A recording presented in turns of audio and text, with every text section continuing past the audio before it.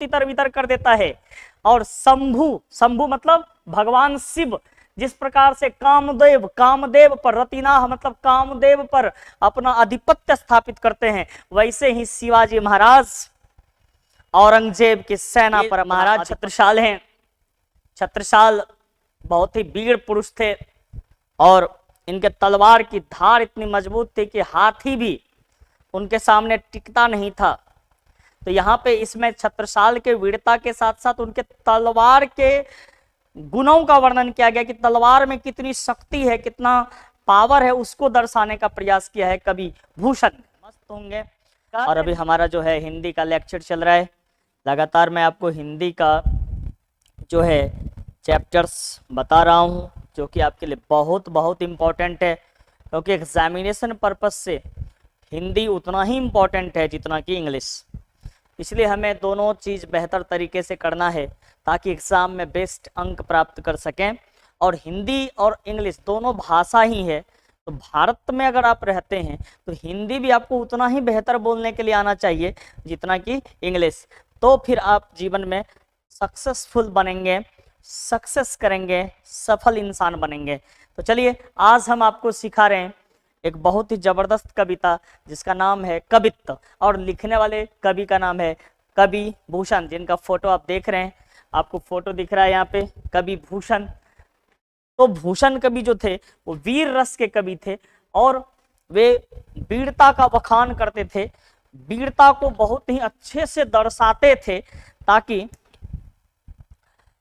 उस कविता को पढ़ने से लोगों को पूरा ताकत मिल जाए। एकदम से कविता पढ़ने के बाद आपको लगेगा कि नहीं सच में जो है ना वीर बनना कितने फक्र, कितने शान की बात होती है। ऐसे तो महाकवि भूषण जो है इनका जन्म 1613 ईस्वी में हुआ था और मृत्यु 1715 ईस्वी में। रीतिकाल के तीन प्रमुख, रीतिकाल का मतलब होता है जिस काल में श्रृंगार रस की कविताएं लिखी गई। श्रृंगार रस मतलब, श्रृंगार मतलब सुंदरता का वर्णन करते हुए कविताओं का रचना किया गया। हालांकि इन्होंने थोड़ा हट के भी कविताओं की रचना की और वो था वीर रस की कविताएं। तो श्रृंगार रस के कविताओं में जो कवि थे जिन्होंने रीतिकाल का कवि माना जाता है, उनमें से दो कवि बिहारी भी थे, कवि बिहारी और कवि केशव, और ये तीसरे जो है महाकवि भूषण।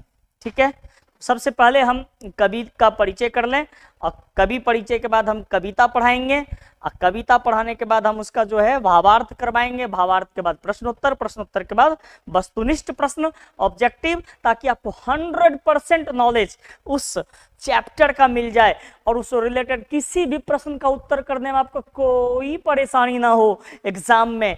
ऐसी ही पढ़ाई, तो ये एकदम से पूरा का पूरा जो है ना क्लास आप एकदम बने रहिए और एकदम बढ़िया से सीख लीजिए सारा चीज, ताकि एग्जाम में आपको कोई परेशानी ना हो।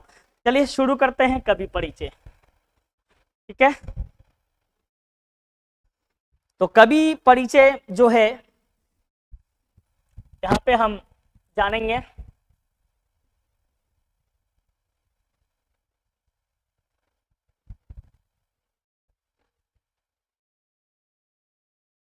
कवि परिचय।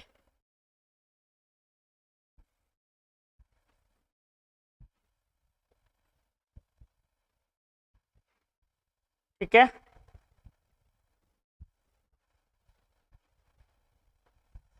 अब देखिए कवि परिचय में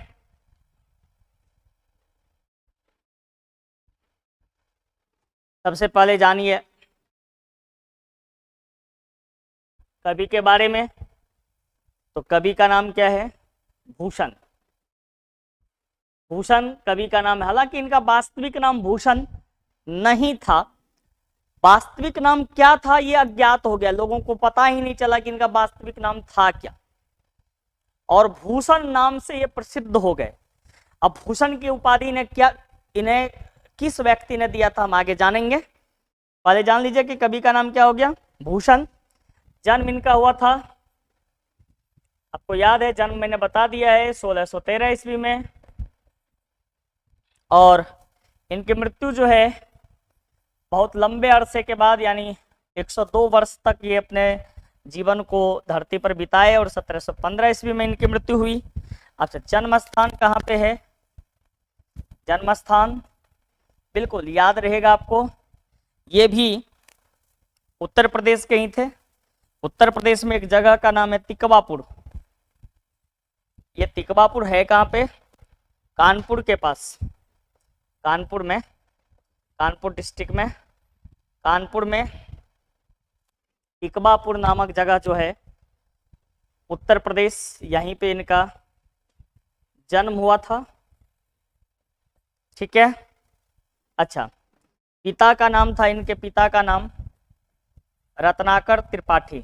रत्नाकर त्रिपाठी, पिता का नाम रत्नाकर त्रिपाठी। अच्छा, इनका उपनाम जो था, वास्तविक नाम तो गायब हो गया था, उपनाम जो था भूषण, ये भूषण नाम इनको किसने दिया था? तो चित्रकूट के राजा, चित्रकूट के सोलंकी राजा रुद्रसाह, ठीक है, चित्रकूट के सोलंकी राजा रुद्रसाह सिंह ने इन्हें उपनाम दिया था भूषण। भूषण की उपाधि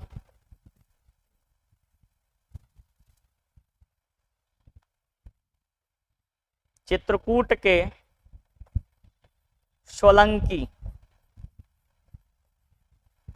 राजा रुद्रसाह ने दी। राजा रुद्रसाह ने चित्रकूट के सोलंकी राजा रुद्रसाह ने इन्हें भूषण की उपाधि दी। ठीक है, रुद्रसाह सिंह, सिंह भी यहां पे लगा दो, इनका पूरा नाम था रुद्रसाह सिंह। ठीक है,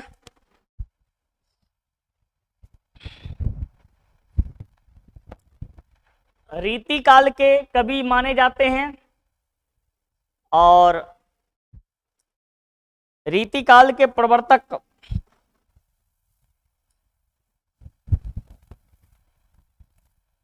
रीतिकाल जो है, रीतिकाल के प्रवर्तक के रूप में चिंतामणि त्रिपाठी का नाम आता है, जो कि इनके भाई थे। ठीक है, चिंतामणि त्रिपाठी कौन थे? इनके भाई। रीतिकाल के प्रवर्तक कवि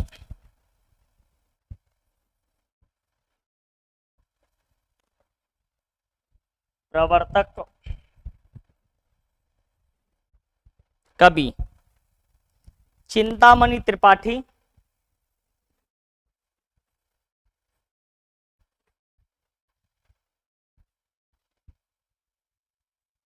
त्रिपाठी और आचार्य मतीराम, आचार्य मतीराम, मतीराम इनके भाई थे, इनके भाई थे। ठीक है,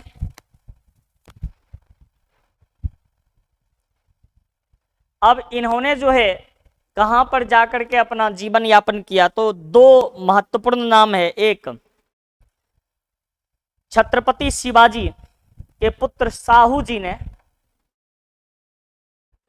इन्हें आश्रय दिया, और बुंदेल खंड के राजा जो थे, बुंदेला राजा छत्रसाल ने इन्हें अपने यहां आश्रय दिया। तो ये दो बातें भी आपको दिमाग में सेट रखना है।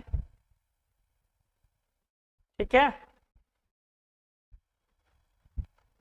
तो दो बातें, आश्रयदाता में, आश्रयदाता, आश्रयदाता,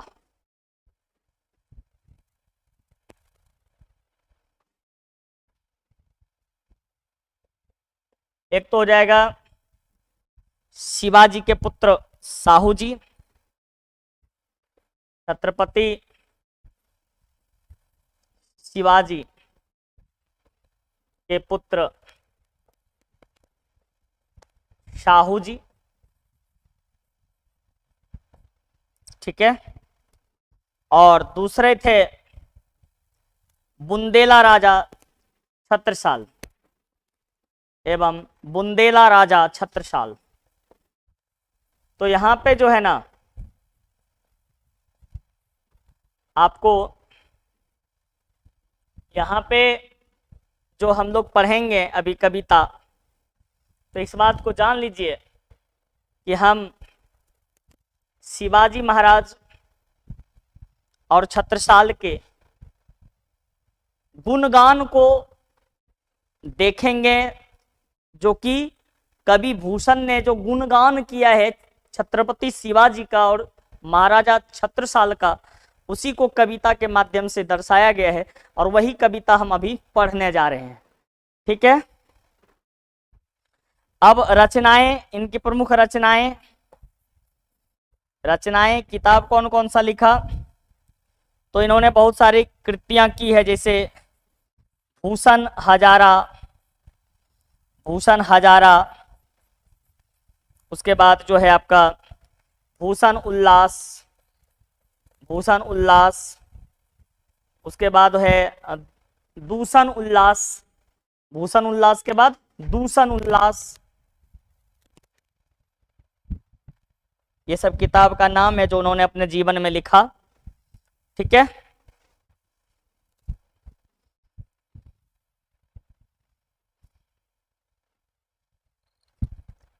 और भी रचनाएं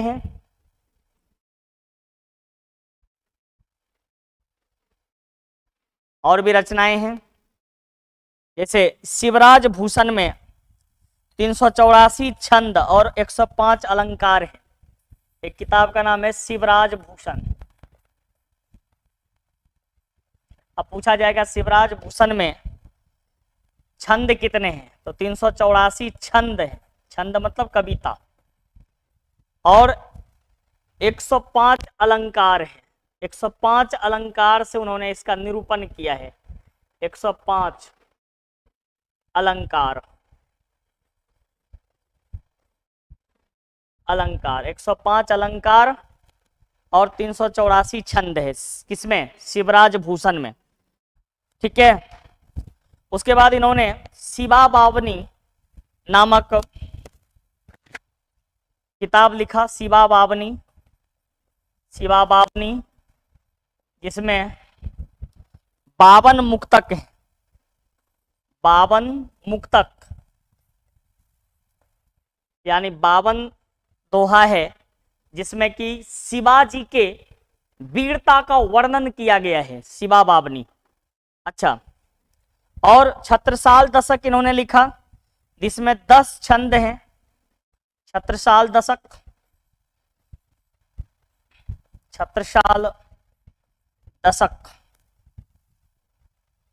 ठीक है, छत्रसाल दशक, इसमें 10 छंद हैं, जिसमें छत्रसाल, राजा छत्रसाल के वीरता का वर्णन किया गया है।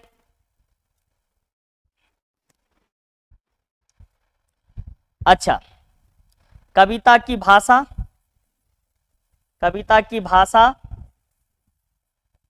ब्रज भाषा। इन्होंने जो कविता लिखा है किस भाषा में, ब्रज भाषा में लिखा था। ठीक है, और ब्रज भाषा में इन्होंने कविता की रचनाएं की। आपको जो यहाँ पे देखने के लिए मिल रहा है वो क्या मिल रहा है, शिवा बावनी से जो है शिवाजी महाराज का जो वर्णन किया गया है, उनके वीरता का वर्णन, वो, और छत्रसाल दशक से राजा छत्रसाल के जीवन का जो वर्णन किया गया है, राजा छत्रसाल के तलवार की धार का जो वर्णन किया गया है, वो चीज आपको अभी पढ़ने के लिए मिलेगा। अच्छा, मृत्यु तो जान रहे हैं कब हुआ इनका, 1715, मतलब 102 वर्ष तक जिए। क्लियर, कोई प्रॉब्लम इसमें? तो हमने अभी कवि परिचय देख लिया है और अब हम लोग कविता को लाइन बाय लाइन समझेंगे, एकदम से एक एक लाइन का भावार्थ समझ लेंगे, अर्थ समझ लेंगे, ताकि इससे रिलेटेड भावार्थ जो परीक्षा में पूछा जाएगा वो आंसर कर सके आप, फिर प्रश्नोत्तर, फिर ऑब्जेक्टिव। सो रेडी, आगे बढ़िए।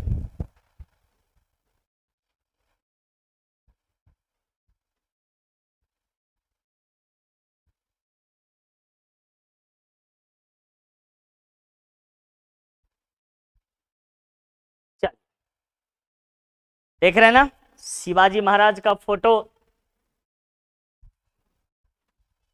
यहाँ पे दर्शाया गया है। शिवाजी महाराज को आप देख सकते हैं। अब उनकी विशेषता का वर्णन हुआ है, उनके वीरता का वर्णन हुआ है। तो यहाँ पे शिवाजी महाराज ने किस तरह से औरंगजेब की सेना पर हमला किया और किस तरह से वो उस पर विजय प्राप्त करते हैं, इसी पर आधारित ये कविता है। अब कविता को आराम से समझिए। वीर रस की कविता है तो पूरा एकदम से वीरता को दर्शाया गया है। इस ऐसी कविता पढ़ने से आपको जो है अंदर में एकदम से जो खलबली मचेगा कि कैसे जो है ना वीर हुआ करते थे हमारे देश में। अब हमें भी उतना ही मेहनत और लगन के साथ काम करना होगा, तभी हम भी वीर के एक श्रेणी में आएंगे। देखो कैसे कविता को वर्णित किया गया है। कवि भूषण वर्णित कर रहे हैं किसके बारे में, छत्रसाल और शिवा बावनी से एक लिया गया है मुक्तक, शिवा बावनी से लिया गया ये कविता। इंद्र जिमी जंब पर बारब ज्यों अंब पर, रावण सदंब पर रघुकुल राज है ना। तो इंद्र का जिस प्रकार से इंद्र जो है, इंद्र भगवान जो है वो यमराज पर राज करते हैं। बारब ज्यों अंब पर, और जो 12वां नल होता है, आग 3 प्रकार का होता है, ठीक है। कौन कौन सा होता है?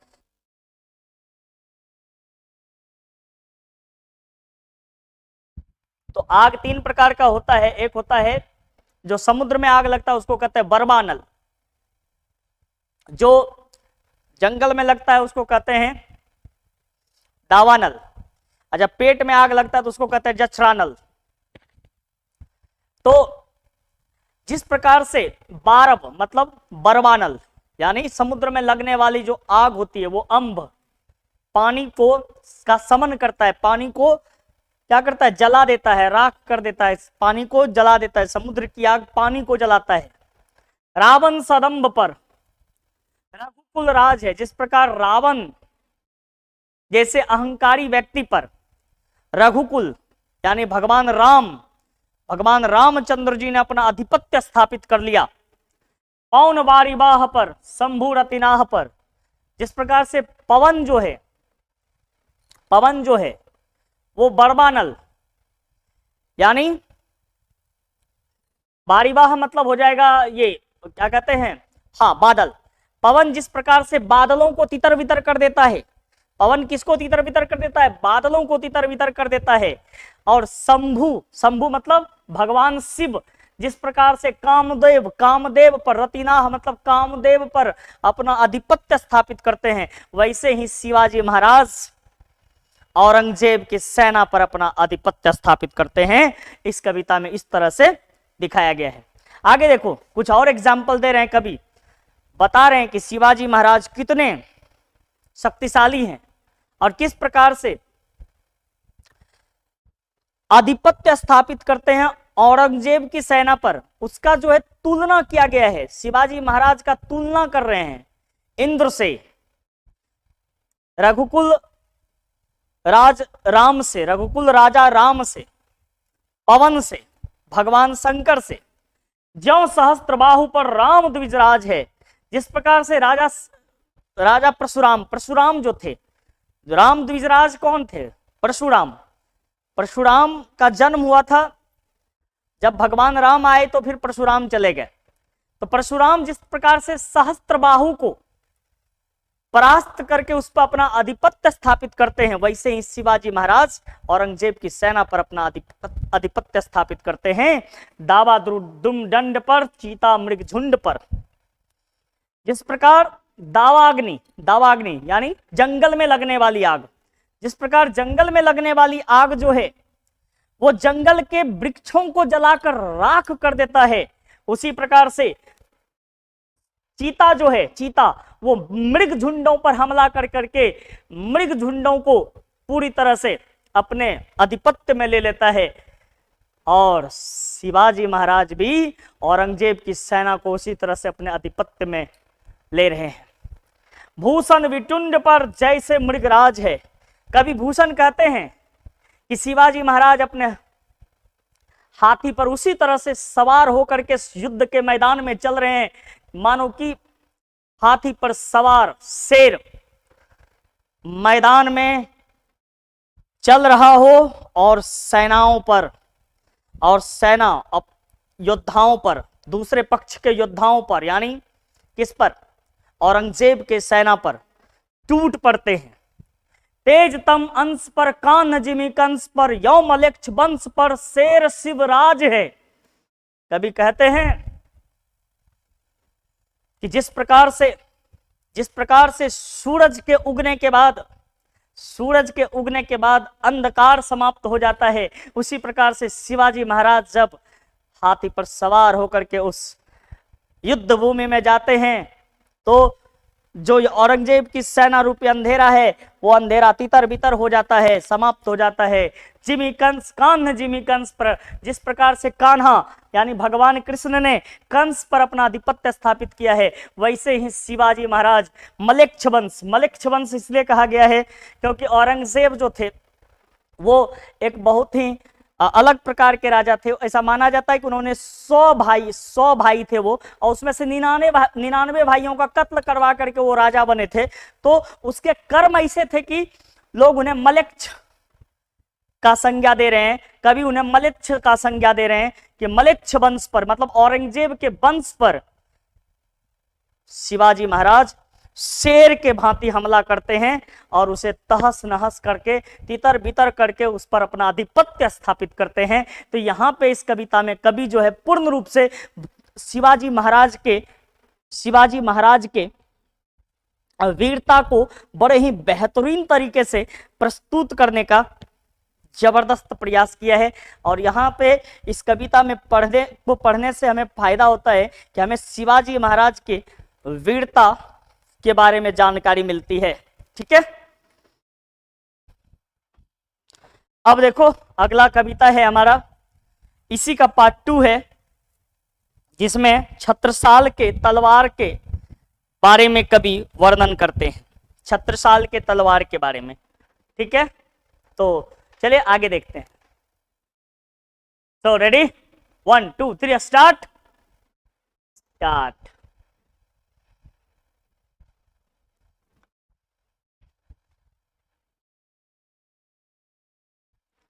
ये महाराज छत्रसाल हैं। छत्रसाल बहुत ही वीर पुरुष थे और इनके तलवार की धार इतनी मजबूत थी कि हाथी भी उनके सामने टिकता नहीं था। तो यहाँ पे इसमें छत्रसाल के वीरता के साथ साथ उनके तलवार के गुणों का वर्णन किया गया कि तलवार में कितनी शक्ति है, कितना पावर है, उसको दर्शाने का प्रयास किया है कवि भूषण।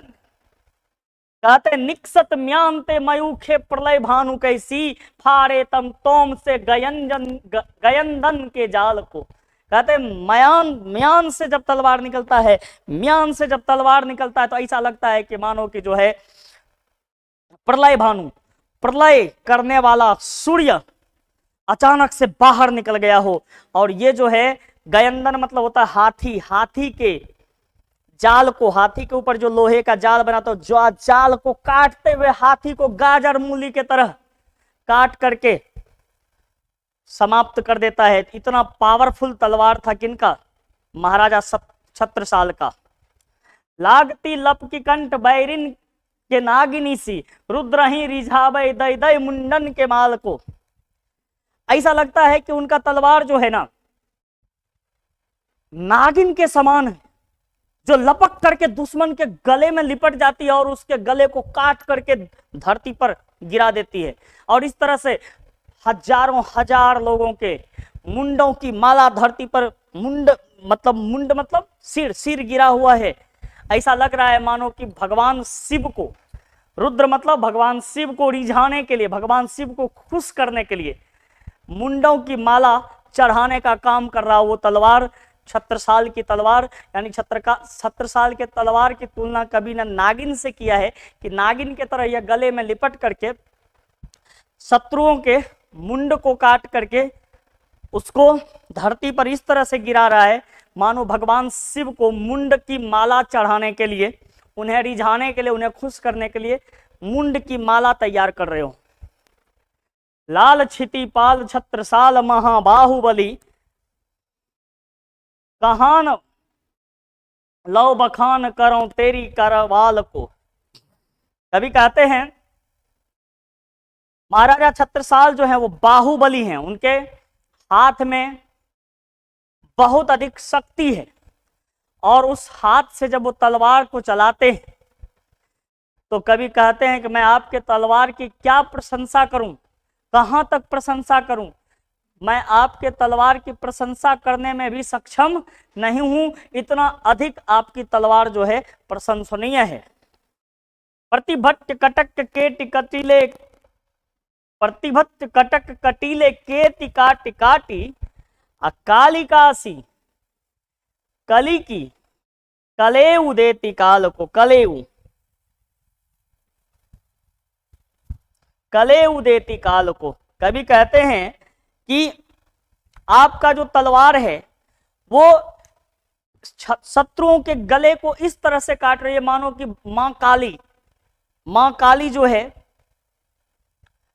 शत्रुओं के गले को काट करके काल के मुंह में प्रदान कर रही हो, मतलब काल को भोजन करा रही हो। कलेऊ मतलब भोजन करा रही हो।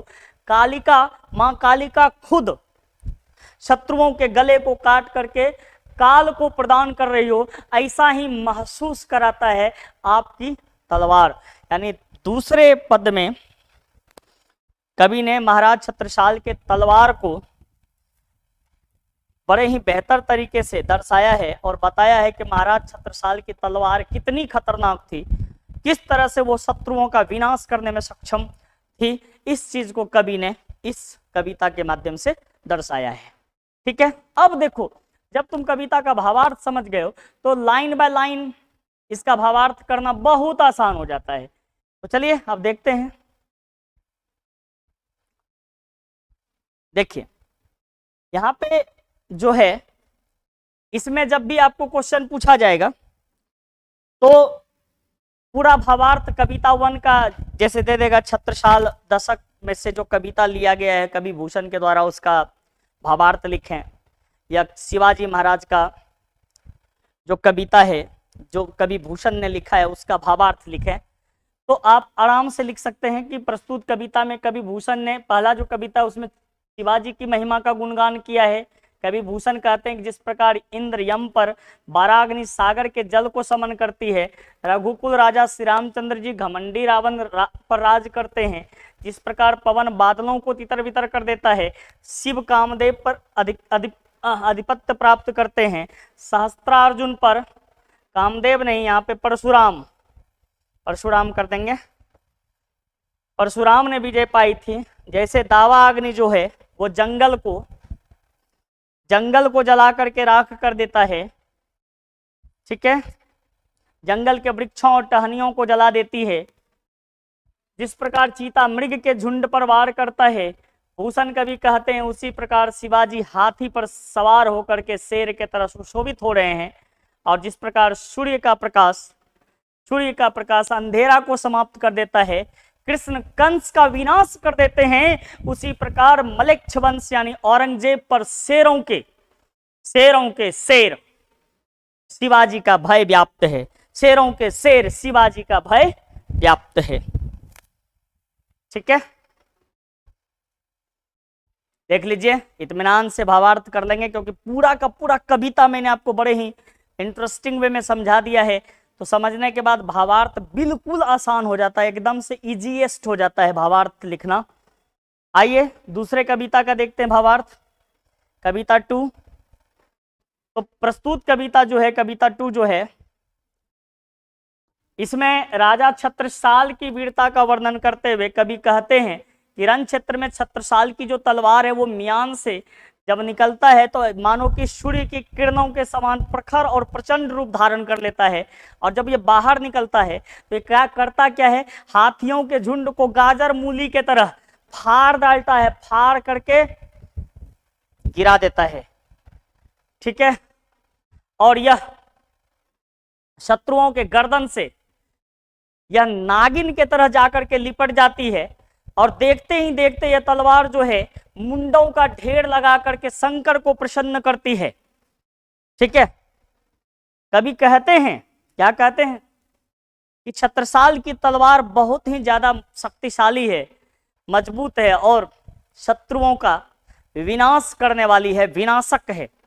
ठीक है, शत्रु कौन? औरंगजेब की सेना।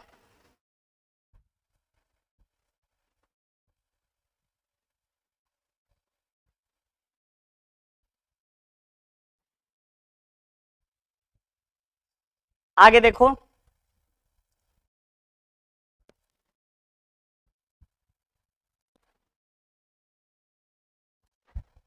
बलिष्ठ और विशाल भुजा वाले महाराज छत्रसाल, अभी कहते हैं कि हे बलिष्ठ और विशाल भुजा वाले महाराज छत्रसाल, मैं आपकी तलवार का गुणगान कहां तक करूं।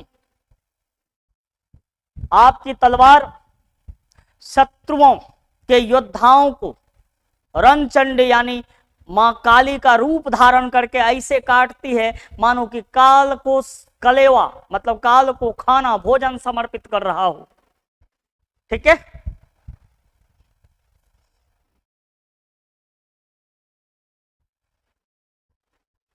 क्लियर है? दोनों कविता का पूरा भावार्थ आपके दिमाग में सेट हो जाना चाहिए, भावार्थ आपको समझ में आ जाना चाहिए। नोट करके इसको याद कर लें तो ज्यादा बेहतर रहेगा। और अब हम प्रश्नोत्तर पर चलेंगे, तो प्रश्नोत्तर के लिए रेडी हो जाइए, बी रेडी। क्लियर? पहला प्रश्न देखिए क्या है, शिवाजी की तुलना भूषण ने किन किन से की है। अब तुलना किन किन से की है, तो शिवाजी की तुलना कभी भूषण ने इंद्र से किया है, समुद्र के अग्नि से किया है, भगवान राम से किया है, वायु से किया है, भगवान शिव से किया है, परशुराम से किया है, दावा अग्नि जो होता है जो जंगल की आग होती है उससे किया है, चीता से किया है, बाघ से किया है, तथा सूरज के प्रकाश से किया है और कृष्ण से किया है। इन सारे उपमाओं से अलंकृत करते हुए शिवाजी महाराज को कवि भूषण ने इस कविता में प्रस्तुत किया है ना। अब देखो अगला क्वेश्चन क्या है, शिवाजी की तुलना भूषण ने मृगराज से क्यों की है। शिवाजी को कवि भूषण मृगराज क्यों कर, मृगराज का मतलब होता है सिंह, शेर, शेर क्यों बताया है। तो शिवाजी की तुलना भूषण ने मृगराज से इसलिए की है, क्यों की है, क्योंकि जिस तरह से मृगराज यानी शेर हिरण के झुंड पर हमला करके उसे पूरी तरह से अपने आधिपत्य में ले लेता है, जिस प्रकार से पशुओं के राजा शेर पूरे जंगल में राज करता है, सभी पशु उसके दहाड़ को सुन करके कांपने लगते हैं। वह बहुत ही बलशाली होता है, साहसी होता है।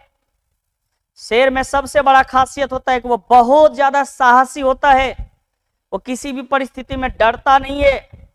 ऐसे ही शिवाजी महाराज भी शेर के भांति बलशाली और साहसी और शौर्यवान हैं, पराक्रमी हैं। इसीलिए कवि भूषण ने शिवाजी की तुलना मृगराज से यानी शेर से की है, शेर से। कोई तकलीफ?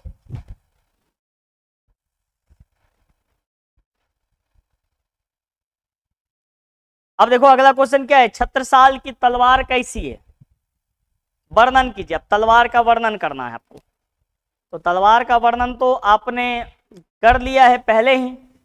छत्रसाल की तलवार कैसी है, वर्णन कीजिए। कैसी है तलवार? रौद्र रूप धारण कर रखा है इस तलवार ने। इतनी धारदार तलवार है कि हाथी के ऊपर पड़ी तो समझ लो उसके जालियों को काट करके हाथी को चीड़ फाड़ देता है। यह सूर्य के समान तेज चमकती हुई तलवार है, सूर्य के समान चमकती हुई प्रतीत हो रही है। उनकी तलवार शत्रुओं के गले में नागिन के रूप में लिपट करके ऐसे लहराती है और तुरंत उसके गले को काट करके जमीन पर गिरा देती है। शत्रुओं के सिरों को माला के रूप में जमीन पर गिरा देती है ताकि वो शिव जी को मुंडों की माला अर्पित कर सके। तो इस प्रकार से बड़े ही रौद्र रूप में शिवाजी नहीं, यहाँ पे छत्रसाल के तलवार को दर्शाया गया है। छत्रसाल का, और वहां देखो शिव जी छत्रसाल का जो तलवार मुंडों की माला गिरा रहा है वो किसको समर्पित कर रहा है? भगवान शंकर को, शिव जी को।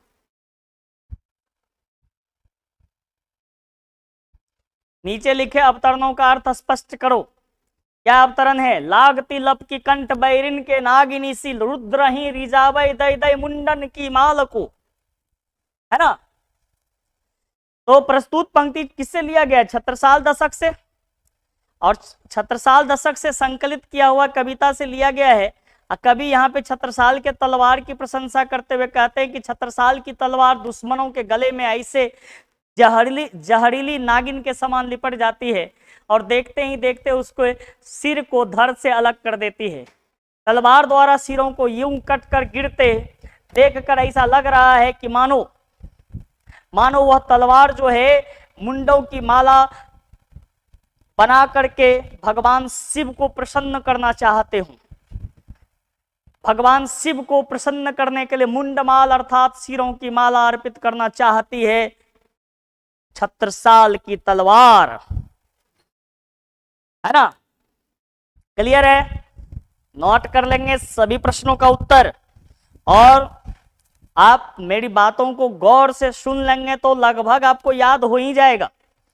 थोड़ा अपना भी मेहनत कर लेना है। 80% मेरा, 20% तेरा। और देखो फिर किस तरह से जबरदस्त तरीके से मैं आपको हिंदी पूरा जो है आपके दिमाग में सेट कर देता हूं।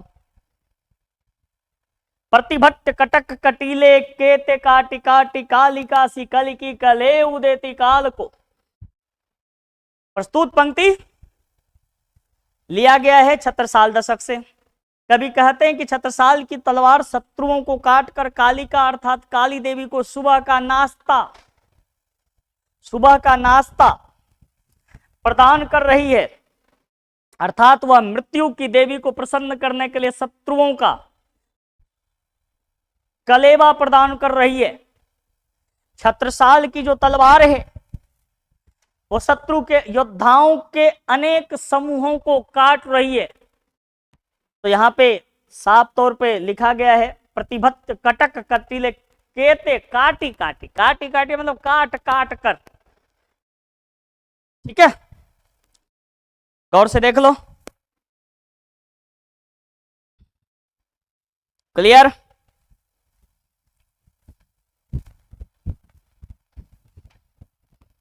आगे देखते हैं।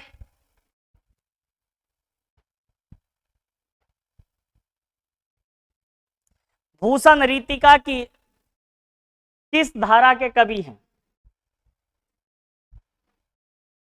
वे अन्य रीतिकालीन कवियों से कैसे विशिष्ट है? देखो, रीतिकालीन जो कवि होते थे वो श्रृंगार रस पर लिखा करते थे, श्रृंगार रस। लेकिन उन्होंने बड़े ही अलग तरीके से वीर रस को प्रमुखता देते हुए कविताओं की रचना की, और इन्होंने अलंकार का भी निरूपण किया है अपने कविताओं में। लेकिन श्रृंगार रस की प्रधानता जो थी रीतिकाल में, उसके विपरीत इन्होंने वीर रस की कविताएं लिखी। इसलिए ये कवि जो हैं जरा हट के हैं, जरा हट के। यानी भूषण एक रीतिबद्ध आचार्य कवि थे, किंतु अलंकार निरूपण करते समय उनका आचार्य रूप बहुत सफल नहीं हो सका, उनका काव्य रूप ज्यादा सफल रहा। यानी रीतिकालीन कवि जो हैं, रीतिकालीन कवि जो थे उसमें श्रृंगार रस की प्रधानता थी। श्रृंगार रस, श्रृंगार मतलब किसी मतलब व्यक्ति की सुंदरता का वर्णन करना, किसी महिला के सुंदरता का वर्णन करना, इस तरह से प्राय सभी कवि श्रृंगार रस की कविताएं उस समय लिखते थे। लेकिन कवि भूषण ने इस सब से, इन सब से हटकर वीर रस को प्रमुखता दी, इसलिए ये विशिष्ट कवि माने जाते हैं।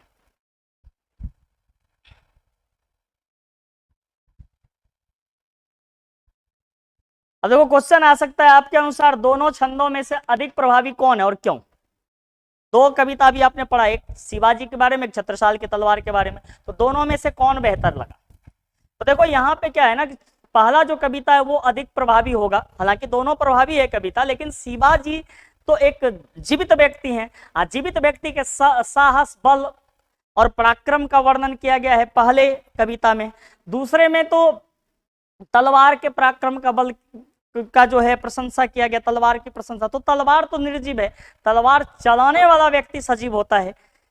तो दूसरे में निर्जीव वस्तु के मतलब पराक्रम को दर्शाया गया है, तो वो ज्यादा श्रेष्ठकर नहीं मालूम पड़ता है। हमें लगता है कि उससे बेहतर है कि पहला जो कविता है जिसमें कि एक जीवित व्यक्ति जिसके बारे में वर्णन हुआ है, शिवाजी के साहस और बल और पराक्रम के बारे में, तो वो कविता आपके लिए ज्यादा बेहतर है, ज्यादा सुंदर रूप से उसका वर्णन हुआ है।